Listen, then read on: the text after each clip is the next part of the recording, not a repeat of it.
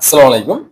অনেকেই পল্লী বিদ্যুতায়ন বোর্ডের অধীনে পল্লী বিদ্যুৎ সমিতির সহকারী হিসাবরক্ষক পদের বেতন ভাতা এবং সুযোগ সুবিধা সম্পর্কে জানতে চেয়েছেন।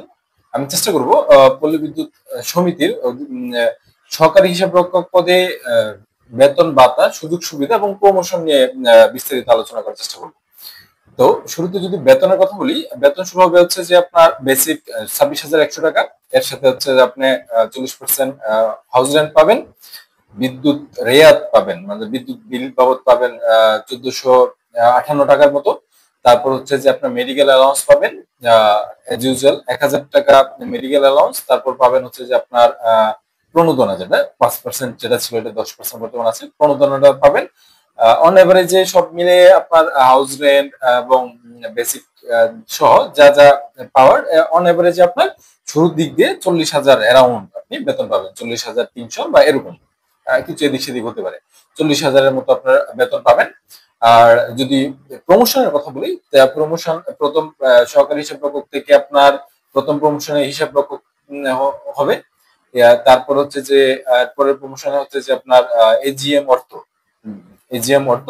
এবং এই পদে জয়েন করলে সর্বোচ্চ সাধারণত এজিএম অর্থতেই যাই রিটায়ার করতে হয়। তাহলে সুতরাং প্রমোশনটা তুলনামূলকভাবে কম, অর্থাৎ সারা জীবনে দেখা যেতে পারে আপনার দুইটা প্রমোশন পাবেন, এরকম হওয়ার সম্ভাবনাই বেশি। ভাগ্য ভালো থাকলে আর একটা প্রমোশন পেতে পারেন। সাধারণত এই পদ থেকে এজিএম অর্থতেই যাই রিটায়ার করে। এই হচ্ছে বিষয়। আর আপনার এটা তো পেনশন নেই, সুতরাং হচ্ছে এটা এককালীন আনন্তশিক পাওয়া যায়। যারা এজিএম অর্থ বর্তমানে রিটায়ার করছে তারা 1,20,00,000 টাকার মতো সব মিলিয়ে পায়, অর্থাৎ কন্ট্রিবিউটিভ প্রভিডেন্ট ফান্ড এবং আনন্তশিক যাবতীয় সেটেলমেন্টে 1,20,00,000 এরকম টাকা, 1,20,00,000-এর মতো পায়।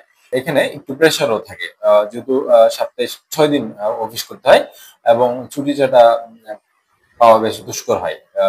যেহেতু একদম আপনার উপজেলা লেভেলে আপনার হয়তো পোস্টিং হতে পারে বা জেলা লেভেলে সমিতিগুলোতে পোস্টিং হবে, সেক্ষেত্রে হচ্ছে যে অধিকাংশ ক্ষেত্রে হচ্ছে যে আপনার সমিতিগুলো কি থাকে, অনেক ধরনের ইমার্জেন্সি বিষয় থাকে। সেই কারণেই আপনার ছুটি ছাটা একটু ডিফিকাল্ট। অনেক ক্ষেত্রে ছুটি থাকা সত্ত্বেও আপনি ছুটি ভোগ করতে পারবেন না। এই বিষয়গুলা অবশ্যই মাথায় রেখেই যোগদান করতে হবে যারা চাকরি হবে। আপনাদের সবার জন্য শুভকামনা। ধন্যবাদ সবাইকে।